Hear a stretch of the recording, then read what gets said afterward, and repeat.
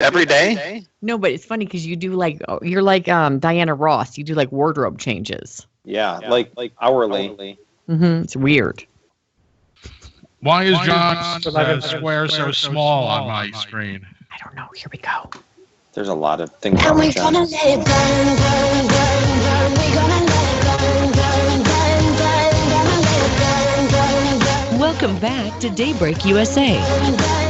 Hi, friend. Angie Austin here, along with John DeMaster and Chris Barnes. Chris, you've been covering the hurricane all morning. Let's get the latest from you to start. Okay, now, especially if you're listening down in the storm zone around the Florida area, the head of FEMA has a word of warning. He says the worst of Hurricane Matthew could still be ahead, and the FEMA chief, Craig Fugate, just told NBC's Today Show, people shouldn't be looking at a lack of any major damage so far in southern Florida and assume that Matthew might not still pack quite a punch. The real danger still is storm surge, particularly in northern Florida and southern Georgia. These are very vulnerable areas. They've never seen this kind of damage potential since the late 1800s. And earlier, just before he spoke, Florida Governor Rick Scott was giving an update. He warned people pretty much the same. Also telling anybody who's still in the low-lying areas of Jacksonville to strongly consider getting out of there and evacuating to higher ground at once. You know, Matthew is heading into the Space Coast with 120-mile-an-hour wind still, so still a strong Category 3. All right, let's talk about the first storm-related death from Hurricane Matthew being reported in Central Florida. Local TV station says a 58-year-old woman in St. Lucie County suffered a heart attack overnight. And you're thinking, that's storm-related? Well, they're calling it storm-related because it came in late at night last night. And they told people, if you don't evacuate, we may not be able to come when you call 911. And so they had suspended 911 operations because of the hurricane. And her death is considered storm-related because the hurricane prevented the emergency crews from responding to the call. So we're going to go to New Hampshire next. Can I tell you about a farm stand that is giving people a chance to put their votes right where a lot of people think it's going anyway, which is right in the toilet. Is this real? Is it because I saw the picture? Are they really turning an outhouse into a voting booth? Is this legit?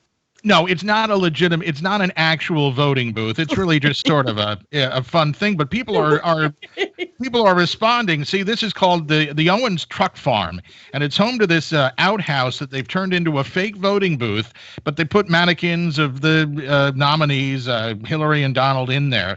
And also, what you do is you walk up. Think of it as a straw poll. It's not a binding. You're not actually casting your actual vote, but they're doing sort of a running tally to see who votes for who. And you toss your vote into the toilets, and I guess at the end of every day they reach into the toilets. I don't know whose job that is. No. And they read. Well, they're just they're not. I don't think anybody's using the toilets for anything else but voting. But at any rate, they've had a couple of hundred ballots already cast, but they haven't disclosed who is ahead. So we have to wait. Leave it to New Hampshire though. All right. John finds the weirdest story, and this has to do with a circus sword swallower. He cut something off, and now he's selling it. Is he selling it on eBay, and what did he cut off? And you would think that a sword swallower, it would be something to do with his throat and just something really weird there. But he cut off his own earlobes. He stretched them much too thin. You know what? They got too thin, so before they just completely stretched and, burst, he cut them off. And I'm just looking at the pictures of this fine young man who's definitely on track to get a really good job someday on the internet. Mm-hmm. I mean, and it just looks like one of those bulletin boards full of push pins and other. It is bizarre. But he's selling what's left of his earlobes. You know how they cut the piece out and then they put those rings inside of there. Yeah, what do they call those again? Whatever it is, I don't like them. Yeah, no. Well, the part that's left you can buy online at like $200 to $300, and it's going to be sold at an auction of horrors. I'm not planning on bidding. It's called an auction. Auction of horrors is what it's called, and just go look this guy up on the internet. It is. We just needed you to enunciate that word a little more. Horrors. Horrors. Apparently, no sign of a W. The ATM. Okay. Next story. They went to the ATM and tons of money just spit out of the ATM. Yeah, and interestingly, it's a bank that's been in the news lately, Wells Fargo.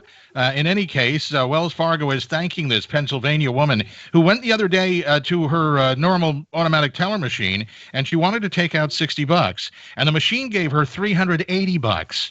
So initially, she ran up to the guy who had just used the machine, and so actually, that guy was rather honest himself, because she said, "Was this your money?" And he could have very easily gone, "Oh, yeah, hey, that was my money. I didn't notice." But he said, "No, it wasn't mine." So she, when the bank opened, this was Sunday that she did this. When the bank opened Monday, she took it back and turned it in. And Wells Fargo said, "Thank you very much" to that 35-year-old single mother of two, although no sign of or anything about a reward from Wells Fargo. You know, the weirdest one recently, John and I covered, had to do with a woman who, when her chicken wings were supposed to be in the Domino's box, but instead it was a bag full of money. So apparently Domino's goes to the bank in this particular little town with the money in the pizza box, so no one will know they have money. So I thought that was kind of, and she returned it as well, but she didn't. She got free pizza for a year out of that deal. She did. I know. She got a reward. Wells Fargo should at least spring for a pizza. Yes. All right, I saw this headline, and I'm totally weirded out by it. Human brains being grown outside the body. Do they mean like in a petri dish, or like you got a brain growing on like your shoulder, or like, like on your stomach? Or is it like in a dish? The pictures are so zoomed in that I can't tell exactly where they're being grown. Like it's a magnified picture, and they're not full-size brains, but they're just little tiny pieces of brain, and they're using yours. these. Yes, exactly like mine. Like most news guys, we have these little pea-sized brains. This is the one that I inherited from Chris Barnes after he'd grown me into it. Oh, turn it around. around. Well, you grew it for me, and then I bought it off of you as part of this study. These skin cells get transformed into stem cells off of Chris Barnes, which are grown into brain cells, very small ones, and they're being used for researching disorders unique to humans. So they're not actually ending up in newsmen's brains. They're just using them for research. I'm growing a stomach. Take part of that.